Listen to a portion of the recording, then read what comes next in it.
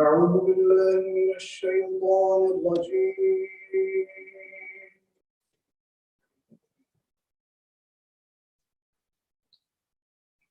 بسم الله الرحمن الرحيم.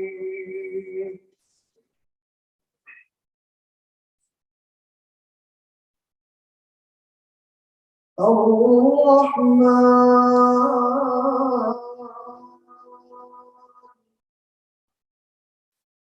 علم القرآن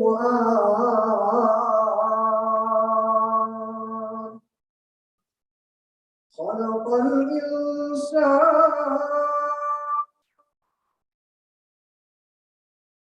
علمه البيان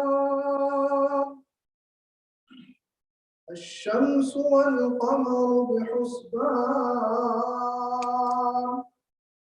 والنجم والشجر يسجدان والسماء رفعها ووضع الميزان ألا تطغوا في الميزان وأقيموا الوزن بالقسط ولا تخسروا الميزان والأرض وضعها للأنام فيها فاكهة والنخل ذات الأكمام والحب ذو العصف والريحان فبأي آلاء ربكما تكذبان خلق الإنسان من صلصال كالفخار وخلق الجان من مارج من نار فبأي آلاء ربكما تكذبان رب المشرقين ورب المغربين فبأي آلاء ربكما تكذبان مرج البحرين يلتقيان بينهما برزخ لا يبغيان فبأي آلاء ربكما تكذبان يخرج منهما اللؤلؤ والمرجان فبأي آلاء ربكما تكذبان وله الجوار المنشآت في البحر كالأعلام فبأي آلاء ربكما تكذبان صدق الله العظيم.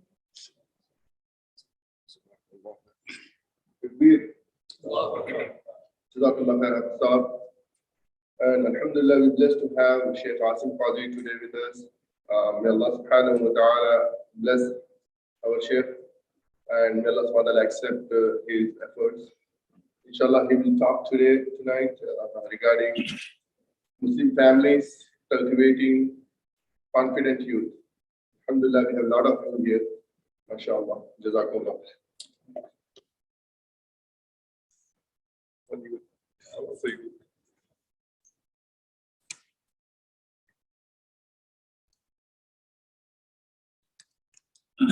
Bismillah ar-Rahman ar-Rahim. Alhamdulillah wa salatu wa salam ala rasulillahi wa ala alihi wa sahbihi ajma'in. Rabbi shrah li sadri wa yassir li amri wahlul 'uqdatan min lisani yafqahu qawli. It's an interesting topic that I'd like to talk about today, which is Muslim families cultivating confident youth. And when we're talking about cultivating the confident youth, obviously we're talking about the families who will be cultivated. And if there are youth, inshallah, they will be learning many lessons, inshallah, from the talk. That will be my intent. So, alhamdulillah, that we have gathered here, that itself is a sign that the families that we have here, they would like to participate in these kind of events even on a Sunday night. Many of us could have been doing many other things, but we decided to be here because we understand an obligation from Allah Azza wa Jal to protect ourselves and our families from the fire.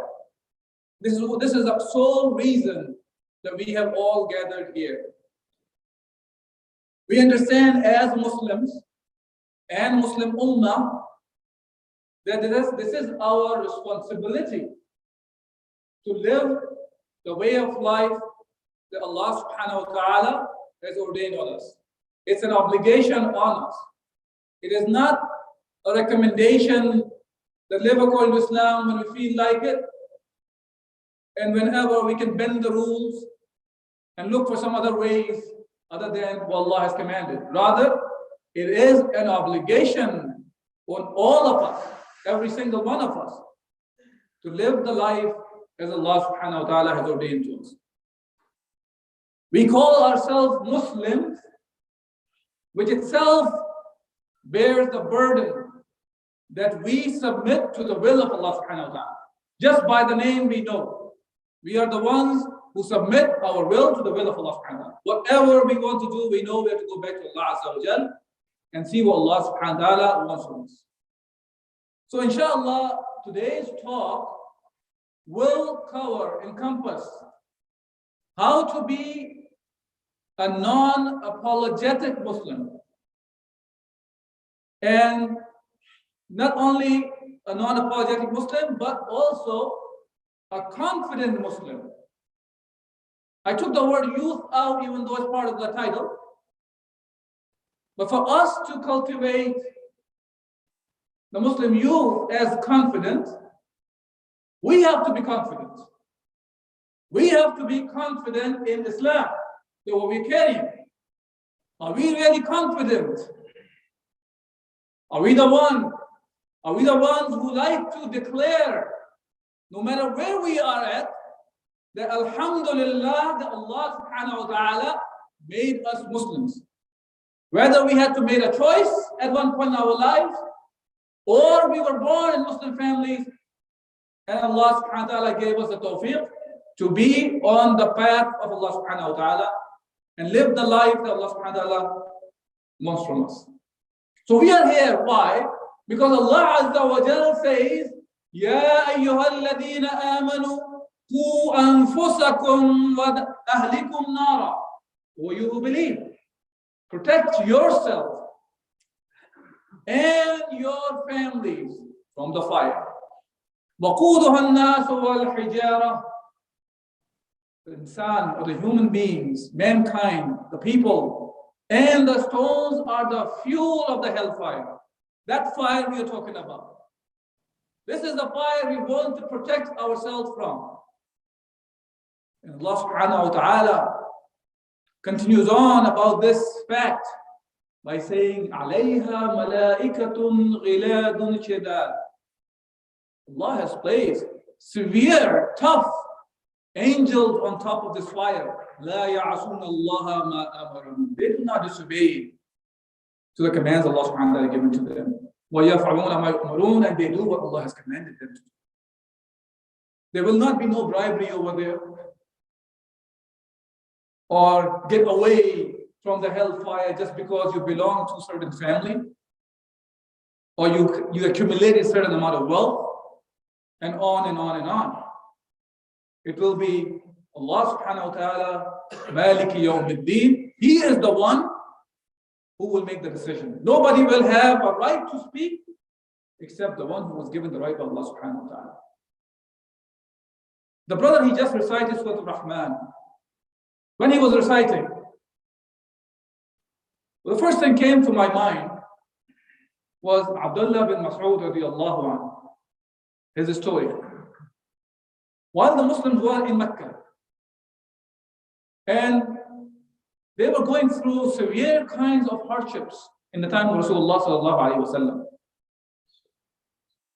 And they were going through torture, physical, mental, psychological, name it. And Sahaba were sitting and talking to each other, and somebody said, nobody has recited the Quran in the Haram yet. Is there anyone who can do that? And Abdullah bin Mas'ud radiallahu anhu, he said he will do it. And Sahaba, the best of the generation, they said, no, you should not go. You are from a tribe which is weak, and you yourself is a weak person. To the point, some people, they used to make fun of the legs of Abdullah bin Mas'ud, the skinny legs. This person, he says he will do it. Radiallahu anhu. He went to the Haram, he started reciting Ar-Rahman, Allama al-Quran, mashallah, very beautiful recited by the Shaykh here. And even if you understand Arabic or we don't understand Arabic, it sounds very pleasing.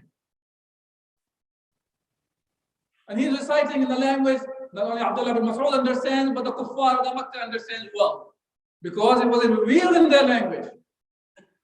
And he started reciting, they started beating him up. They started beating him up. And then Abdullah bin Mas'ud comes back to the Sahaba. And the Sahaba say, we warn you. And Abdullah bin Mas'ud's response was what? I will go to again tomorrow. That's not a problem. What made Abdullah bin Mas'ud so confident to recite the Quran, even if it meant to take his life to be lost because of this cause? What made him confident? What made him so confident? What made him so firm on the Deen of Allah Ta'ala? There was not enough Quran was there yet. The Quran was not revealed enough yet. Very small amount of Quran was revealed in Meccan era. And we know many of those surahs are very small surahs. They're not even long surahs there. And Abdullah bin Mas'ud, whatever Quran was there, there was enough for him to be motivated, to be firm on the Deen of Allah subhanahu wa ta'ala. So now what I would like to understand, inshallah, in the rest of the talk, what made Abdullah bin Mas'ud the way he was at that time? And not only him, but the other Sahaba as well. There were many Sahaba who never saw the whole Quran, who gave their lives for the Deen of Allah subhanahu wa ta'ala. Many of the Sahaba, they never saw a Mus'haf of the Quran. Nowadays, many of us, I see, they're hanging the Mus'haf in the rear mirror of the cars, the small ones. Or they have many more masahib at home. Unfortunately, many of us don't even go back and read it. What does that Mus'haf say? What did Allah subhanahu wa ta'ala say? So what is it? What is in this book from Allah subhanahu wa ta'ala that impacted them? That impacted them that we can still feel the resonance, the vibration, the impact that they created until today, those Sahaba. That's the idea of building, cultivating the confident Muslim Ummah as a whole. That's what we like to see. That's what we like to see in ourselves and in the future generations, inshallah. And inshallah, to do so, we would like to I'd like to go over some of the examples first, and then elaborate on that. As I said, the Quran that impacted the Sahaba so much, how come it's not impacting us? Let's look at the example in the life of Rasulullah sallallahu alaihi wasallam. In the time of Rasulullah sallallahu alaihi wasallam, there were kuffar of the Mecca who were well aware that the revelation Muhammad sallallahu alaihi wasallam is getting, it is from Allah. They were aware of it. That's not a problem that they were not aware of it. Like Abu Jahl ibn Hisham, Akhnas bin Shurayh, Abu Sufyan bin Harb. These were leaders of the Quraysh. They used to visit Rasulullah while he was reciting the Quran during the night time when he was still in Mecca. In the Mecca, they would go during the night time. None of them knew about each other that they were hiding and listening to Rasulullah. And the first night they went, on the way back, during the daytime, they bumped into each other. They said, this is not right. We are the leaders, and we are impressed by this book. Then what's going to happen to the regular ones? They promise to each other, let's not do it again. Next day, same thing happens. Same thing, 3 people, same 3 they bump into each other. And then the third day. Then they realize we really have to do something about Muhammad sallallahu alaihi wasallam. He's going to take over. We better do something to stop Muhammad sallallahu alaihi wasallam. So they gathered. And they were talking at one point when Hamza radiallahu an, Umar bin Khattab, they became Muslim. Now that's a big thing for them. These are big guys within the Meccans, and they have to do something now. So they were sitting and deciding, what should we do? They said, Utbah bin Rabi'a radiallahu alayhi. And he said he's going to go talk to Rasulullah sallallahu alaihi wasallam and discuss with him, let's calm him down. And he started offering him some sort of compromises that Rasulullah make. So don't do what you're doing, Muhammad. Rasulullah said, okay, you have said what you had to say. And then now, Rasulullah he started reciting Surah Al-Fussilat. And he said, Hamim, Tanzilun min ar-Rahman ar-Rahim, Kitabun Fussilat ayatuhu Qur'anan Arabiyyan liqawmi ya'lamun. They understand this language. It was in their language until Rasulullah got to the point where he said, فَإِنَّ عَادُوا فَقُلْ أَنذَرْتُكُمْ صَاعِقَةً مِثْلَ صَاعِقَةِ عَادٍ وَثَمُودَ. He's warning them about the sa'iqah, the punishment that descended on the nation of Hud alayhi salam and Salih alayhi salam. Because it was in his language, he understood what Rasulullah was saying to the point he put his hand on the mouth of Rasulullah because he felt as if this punishment is about to descend on Meccans now. They were aware of Ad and Thamud, the nations of Ad and Thamud. So he was afraid that very same punishment is going to come down to them. He was shocked. Now he went back to the rest of the leaders of the Meccans. And he was trying to convince them, leave him alone. Leave him alone. They realized this Uqba, the one who went to talk to Rasulullah is not the same when he came back. He was impacted by the very same verses of the Quran. And now, when he went back and he started talking to them, telling them, leave Muhammad sallallahu alaihi wasallam to his whatever he's doing, let him do. Because if he's successful, we are part of him. But if he gets angry and the punishment of Allah subhanahu wa ta'ala comes down to them, they will be doomed. Of course, the kuffar of the Makkah, they started ridiculing him. And at that point, he left it as is. And he did not accept Islam. Even though he was impacted. Even though Abu Jahl was impacted. Even though Akhtas bin Shurayh was impacted. Even though Abu Sufyan bin Harb was impacted. But they did not accept at that time. Abu Sufyan became Muslim later on, of course. The very same Quran at that time impacted Umar bin Khattab in a different way. Radiallahu anhu. Umar bin Khattab radiallahu anhu, about whom they used to think of him as a very harsh person before Islam. And they thought of him that he would not become a Muslim. And he used to punish the ones who became Muslim, or whichever one he had the control over. And Abdullah bint Hantama, radiallahu anha, she was traveling and trying to migrate to Habasha during those days. And she came across Umar bin Khattab radiallahu anhu. And Umar asked, where are you going? And she said basically that you guys have not made us live according to the commands of Allah subhanahu wa ta'ala. We cannot worship Allah subhanahu wa ta'ala that we would like to do. We're leaving this land. And Umar al-Khattab, even though he was so harsh and all that, he says, "Sahibakum Allah." May Allah accompany you. And Abdullah, she felt something in Umar at that time. And she told Amir ibn Rabi'ah, when he came, that this is what happened. Umar was he seemed like there is some softness in Umar. And Amir said, it feels like you think Umar is becoming soft towards Islam. He said, لا يسلم حتى يسلم حمار الخطاب. He said, he will not accept Islam until the donkey of Khattab, the father of Umar, the donkey will accept Islam, then Umar may accept it. Meaning, this is impossible we're talking about. The very same Umar al-Khattab, when he was excited by the kuffar of Makkah to stop Muhammad sallallahu alaihi wasallam, he was on his way to kill Muhammad sallallahu alaihi wasallam.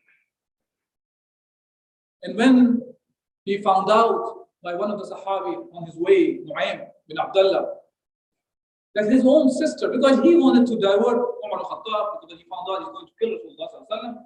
So he said, go take care of your own family first, your own sister and your brother-in-law. They have become Muslim.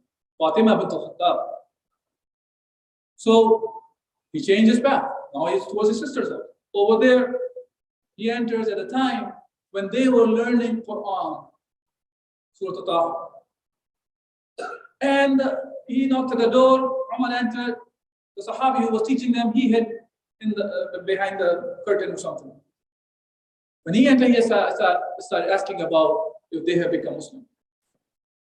And he started beating up his own brother-in-law. So the sister Fatima, she intervened. She tried to pull Umar away. And Umar pushed her away to the point that she fell and she started bleeding. When he saw his own sister bleeding, at that point, he came into his senses. He calmed down a bit. He wanted to talk now. He said, okay, let me see what you guys were reading. Umar was one of those people, by the way, in those times when people were illiterate in Arab. He knew how to read and write. He said, give me those papers, whatever you were reading, let me read. And his sister was smart. She wanted to calm him down. So she said, you are najis. Go do the ablution, wash up, then come. So she's calming him down. When he comes back, she gave him those parchments that had Surah Taha on it.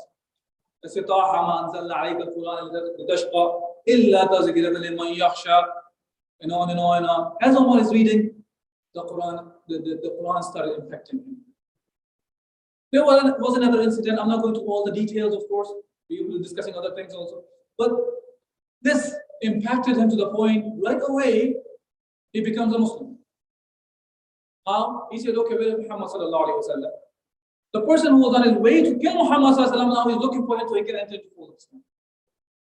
He goes to Rasulullah sallallahu alaihi wasallam, accepts Islam, and not only that, then he said, are we on haqq? He said, yes. Then he said, why are we hiding? Let's go out.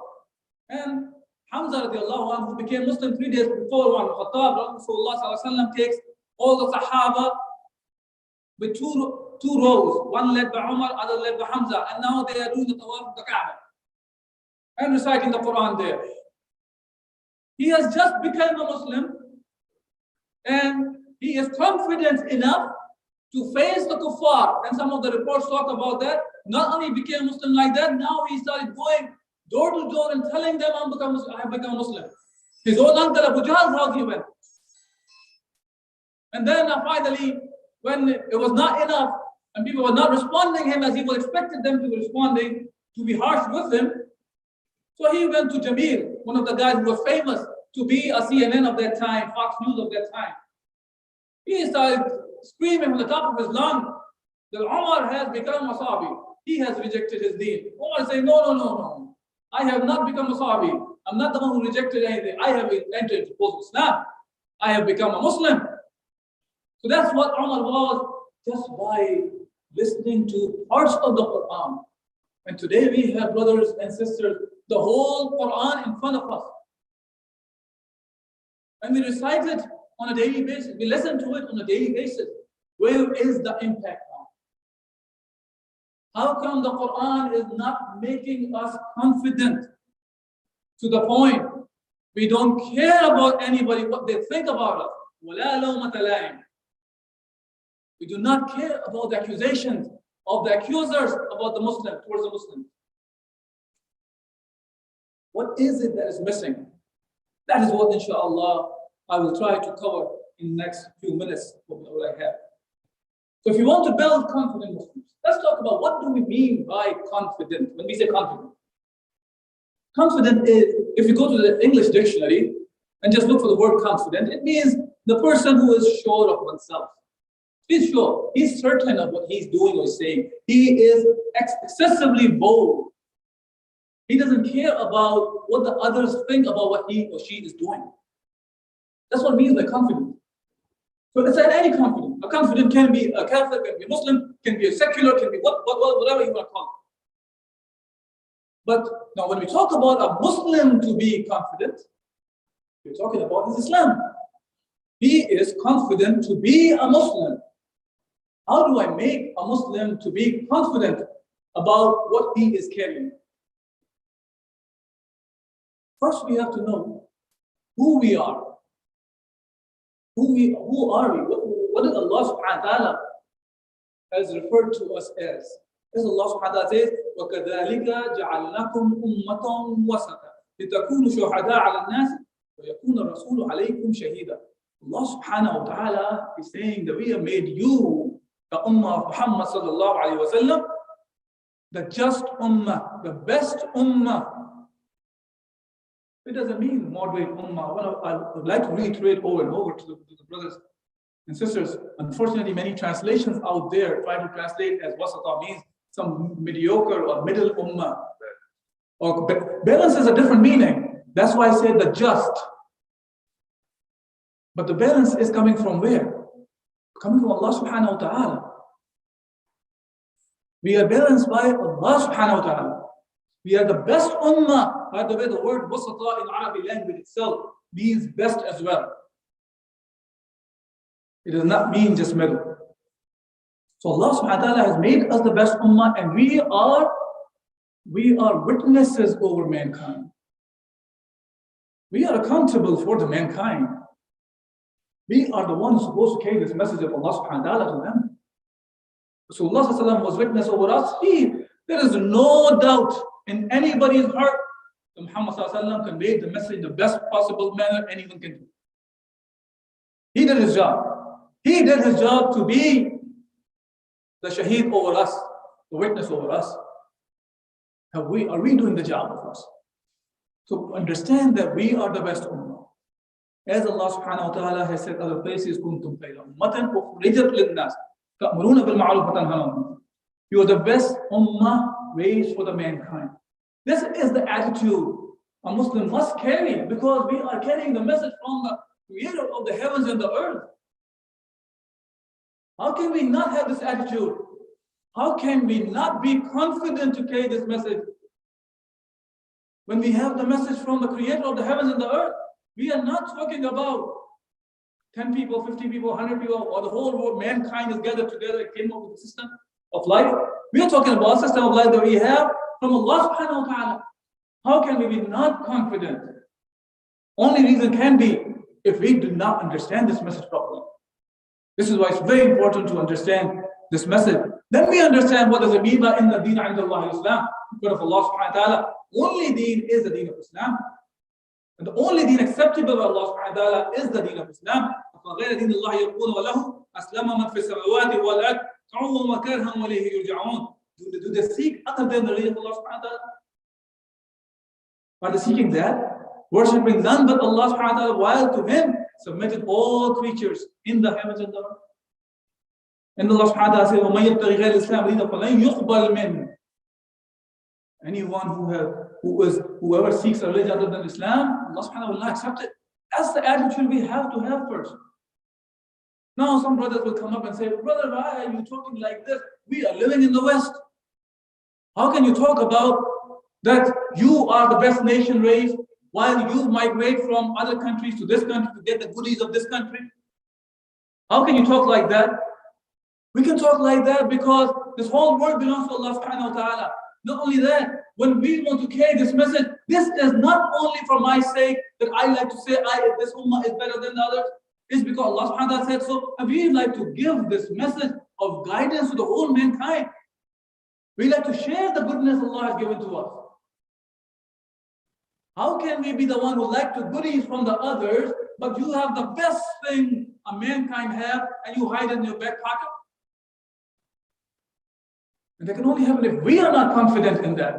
If I am confident that this is the message from Allah subhanahu wa ta'ala, there is no way it can stop me to carry this message to the people. Now, so how do we cultivate this mentality? That's the question that comes to us. Couple of ayat, and then I will go into some detail on that. Allah subhanahu wa ta'ala says in Surah Al-Baqarah, يا أيها الذين آمنوا ادخلوا في السلم كافة ولا تتبعوا خطوات الشيطان إنه لكم عدو مبين. Oh, you who believe. And I have mentioned this before last time I was here. Remember that whenever you hear the ayat like this, يا أيها الذين آمنوا, we as Muslims should be acting the same way as Sahaba used to think.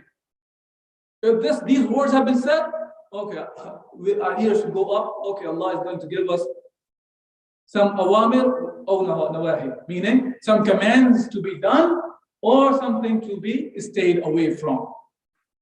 So here Allah is saying, enter into fold of Islam completely. Don't be the one who's entering part of Islam, other part is too tough, too difficult, let's not talk about it. Or let's try to change it so people will be happy around me. The messengers were not sent to this world to distort the message that they were given according to the realities they were sent in. They came so they can change the reality according to the message Allah subhanahu wa ta'ala gave. So don't get confused by that the message of Islam sometimes doesn't seem to be fitting. Yes, fine, it may not be fitting because we are in the reality that is ruled by the kufr. It will only makes more sense when you make Allah above all. When we say Sabbih isma rabbika al-a'la, glorify the Rabb who is a'la, who's above all, al-a'la. It's not like he's above this person but not that person, or this creation but not that creation. No, he's above all. There's nothing even equal to him. And that's the way we should take Allah subhanahu wa ta'ala. Not the way that some of the kuffar in the past did. And shaitan wants us to take the deen that way. When Allah subhanahu wa ta'ala says, أَفَتُؤْمِنُونَ بِبَعْدِ الْكِتَابِ وَتَكْفُرُونَ بِبَعْدِ فَمَا جَزَاءُ مَنْ يَفْعَلُ ذَلِكَ إِلَّا خِزْيٌ فِي الْحَيَاةِ الدُّنْيَا وَيَوْمَ الْقِيَامَةِ يُرَدُّونَ إِلَى أَشَدِّ الْعَذَابِ. Are you the one who take part of the book and reject the other part? Then you will have humiliation in this dunya and there will be a severe punishment on the day of judgment. So if we want the success, real success in this dunya and akhirah, then we have to take the whole Islam as a whole, not parts and bits. Parts and bits will not be accepted by Allah subhanahu wa ta'ala. Yes, we will have shortcomings as human beings. That's not what I'm talking about. Shortcomings are acceptable as long as they are exceptions to the case. The norm is we want to follow Allah subhanahu wa ta'ala. And if we don't do that, Allah has given us the warning. Ya ayyuhal ladina amanu. Man yartadda minkum an dinihi. فسوف يأتي الله بقوم يحبونهم ويحبونه أذلة على المؤمنين أعزة على الكافرين يجاهدون في سبيل الله ولا يخافون لومة لائم. Allah subhanahu wa ta'ala is saying, if you reject this book, or you who believe, if you reject this deen, Allah will replace you. Allah will replace you with other nations. Allah does not need us. We are the one who need Allah subhanahu wa ta'ala. Allah will replace us with whom? Allah is giving us the attributes of those people, the characteristics of those people. They love Allah and Allah loves them. And when we say love of Allah, it means they follow whatever Allah has commanded them. That's what I mean by loving Allah subhanahu wa ta'ala. And they are humble with the believers. and they are firm with the disbelievers. They fight in the path of Allah subhanahu wa ta'ala, and they do not care about different kind of accusations people make about them. Whatever names they call the Muslims with today, they don't care about that. That should not be the care for us. The care should be for us. Are we doing what Allah wants from us? That's the one thing that we should be concerned about. So if we're trying to make those personalities, those confident Muslims, so we have to know what is an Islamic personality first. An Islamic personality, or any kind of personality we're looking to, they're made of two factors. One is, what is your basis, your aqidah, your creed, that tells you what is right and what is wrong. So our aqidah of La ilaha illallah Muhammadur Rasulullah is the source of telling us what we should be doing and what we should be abstaining from. That's the source for us. La ilaha illallah Muhammadur Rasulullah. Once we enter into full Islam by saying these shahadatain, after that we submit to the will of Allah. Whatever Allah wants, we do that. As long as we confirm that this is what Allah subhanahu wa ta'ala. Now, second part of the personality is, it's not just we believe. It's always connected to amal salihat. Do we act accordingly or not? So it's the aqliyah part of it, that La ilaha illallah Muhammad Rasulullah, that all the rights and wrong comes from Allah subhanahu wa ta'ala. Allah is the one who has given me the way of life that deals with everything, starting from even as basic things as how to enter into the bathroom, washroom. You start with the left foot, exit from the right foot. You enter into the masjid with the right foot, exit from the left foot. Or talking about any kind of relationships we have, whether talking about ibadat, mu'amalat, meaning how we worship, how we take care of the rest of our lives, the transactions, and how we dress, how we eat, and all those things as well. So that's the action. These are the actions. So first we have to know what Allah wants. Second, it has to translate it into actions. A person can only have an Islamic personality. Before we get into the confident Muslim, we have to know what Islamic personality is. Our Islamic personality would be when a person, he thinks according to what Allah subhanahu wa ta'ala has given to us. Meaning, our thinking about what is right to do and what is wrong to do comes from Islam. And then our actions, the results from that, are according to Islam as well. That will make a comprehensive Islamic personality. Does that mean if a person has a strong aqidah and now he is acting according to Islam, now he has become an angel and he will not make a mistake? No. There can be lapses. People can make mistakes. That's not the problem. People make mistakes. In the time of Rasulullah sallallahu alaihi wasallam, even Sahaba make mistakes. Even those Sahaba, some of them who participated in Badr made mistakes. About whom Allah subhanahu wa ta'ala mentioned that about given the glad tidings of them entering into Jannah. Even they made mistakes. Mistakes can be done by the humans, but those mistakes should not be a norm. This is exception to the case. These are outliers. You must make mistakes, but they return back to Allah subhanahu wa ta'ala. So that will make Islamic personality. But if a person, he really wants to do something according to Islam, but he doesn't know what Allah wants, he doesn't know the rulings, what Allah subhanahu wa ta'ala wants in the action, with the good intention, he'll be doing wrong things. He may start ending up fasting on the day of the Eid, because he thinks he is doing something good. Fasting is good. No matter what day it is, he starts fasting. Because he does not have the knowledge, he may end up like that. Because he does not have the knowledge, he may be praying at the time when the sun is rising or sun is setting, or at the zawal, at the time when it's at the peak, the times which are not recommended to be prayed. A sister who does not know the rule, while she's going through the period of time where she's not supposed to be praying, she may be praying. So things like that. So knowledge is important. You cannot be just very spiritual being without knowing what Allah wants. And vice versa. You cannot be the alim, mujtahid, the one who knows about Islam, but when it comes to the actions, he's giving fatwas according to whoever gives more money. He become a scholar for dollar scholar, or just to please the people around him, giving fatwas, making riba halal for the people, making mixed gathering halal for the people so people will be happy around him, and on and on and on. So it's not one or the other, meaning it's not the intellectual part, or it's not only the spiritual part of acting according to commands of Allah subhanahu wa ta'ala. It's both have to be according to what Allah has extended. So that's what will create an Islamic personality. So we want to convince ourselves first. Do we believe that this Allah subhanahu wa ta'ala that we want to worship, do we really believe He is the creator of heaven and earth and everything around us? He is really the creator. And the book that Allah has given us is really the book of Allah, the creator of the heavens and the earth.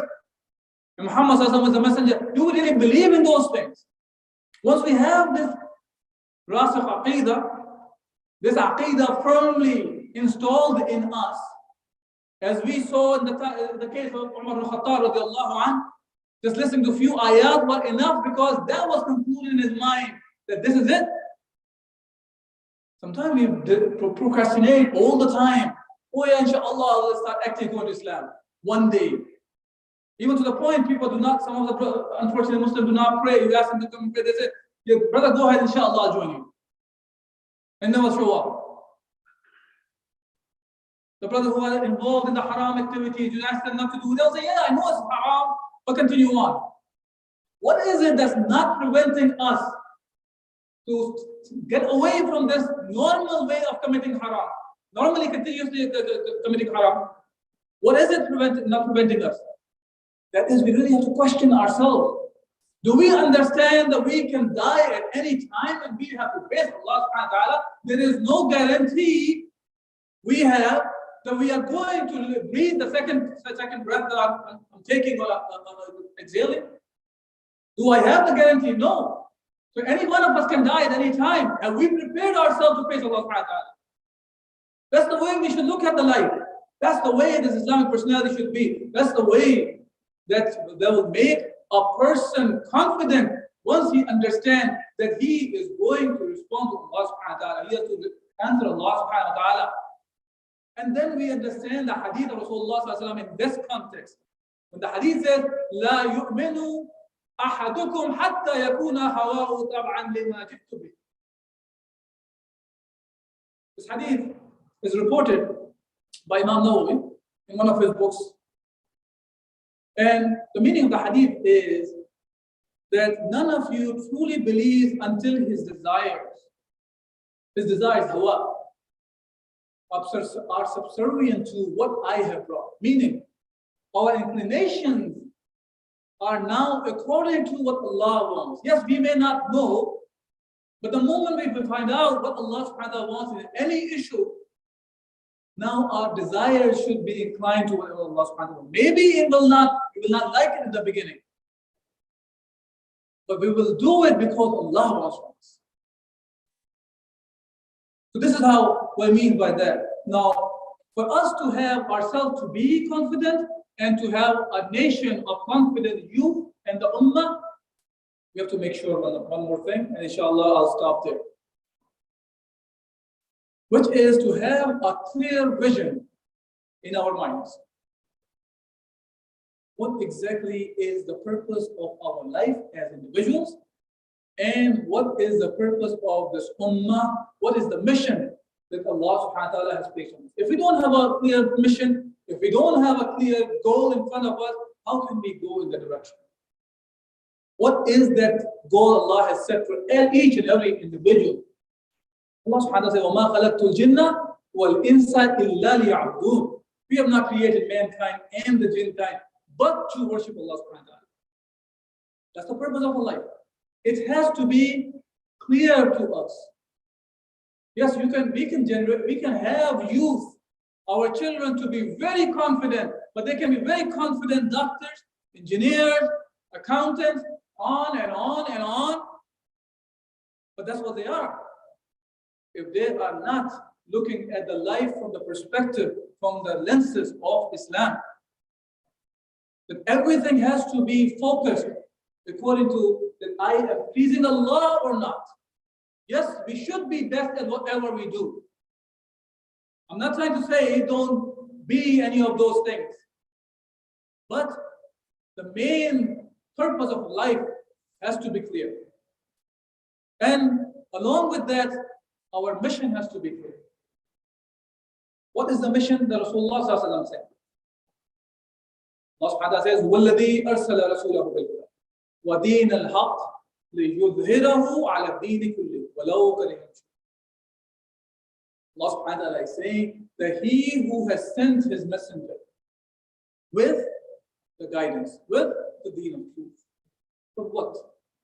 This lam in Arabic is called lam al-ta'lim. لِيُظْهِرَهُ عَلَى الدِّينِ كُلِّهِ. That's the purpose of sending Muhammad sallallahu alaihi wasallam. What is the purpose? So this deen, this way of life that Muhammad sallallahu alaihi wasallam was sent with this mission, this deen, this way of life prevails over all ways of life. Why? Is it because the Arab? Is it because the Desi thing? Or is it because the African thing? Or is it because this or that? No. This is from Allah subhanahu wa ta'ala. And this is good for all the human beings.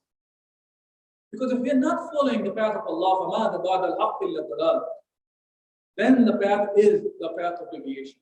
The only right path is from Allah subhanahu wa ta'ala. And that can only happen when we have this attitude that what Allah has given us, that covers everything.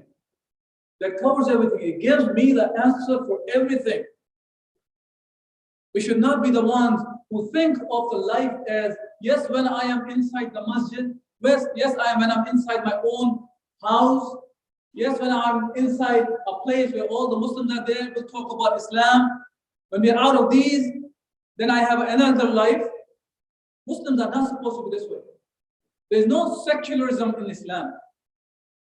Islam gives us a way of life. It gives us all sorts of systems to live by. So when Allah subhanahu wa ta'ala says, وَنَزَّلْنَا عَلَيْكَ الْكِتَابَ تِبْيَانًا لِكُلِّ شَيْءٍ وَهُدًى وَرَحْمَةً وَبُشْرَى لِلْمُسْلِمِينَ. That we have revealed to you this book that explains تِبْيَانًا لِكُلِّ شَيْءٍ. Everything. That book tells us that the Quran tells us to follow Rasulullah sallallahu alayhi wa sallam as well. And anything other than Rasulullah sallallahu alayhi wa sallam brought, it will be rejected. Anything that we think that Allah subhanahu wa ta'ala will accept it from our own fixation of our mind, it's not going to accept it Allah subhanahu wa ta'ala. Because of what Aisha radiallahu anha reported, and her reported, وَمَنْ أَحْدَثَهَا فِي أَمْرِنَا هَذَا مَا لَيْسَ مِنْهُ فَهُوَ رَدٌّ. So I come up with something which is not from us, it will be rejected. Now, to end the talk, to conclude about building, cultivating the confident Muslim, these three things to remember. Very simple three things, inshallah. When we are trying to build a confident Muslim personality, remember that to build an unshakable aqidah on solid foundation, which is based on rationale actually. So we believe in Allah subhanahu wa ta'ala. By reasoning, we believe in Allah. We believe Muhammad sallallahu alaihi wasallam is the Messenger of Allah and the Quran, the word of Allah subhanahu wa ta'ala. This has to be built first, to the point that there is no shakiness in there. And then the aqidah should produce the actions according to the commands of Allah subhanahu wa ta'ala. A Muslim who is confident to live according to Islam as a whole and calling others for Islam as well. This is what a confident Muslim will be doing. I'll stop here, inshallah, and if there is any questions or comments about the subject that was covered, I'll be more than happy to answer, inshallah.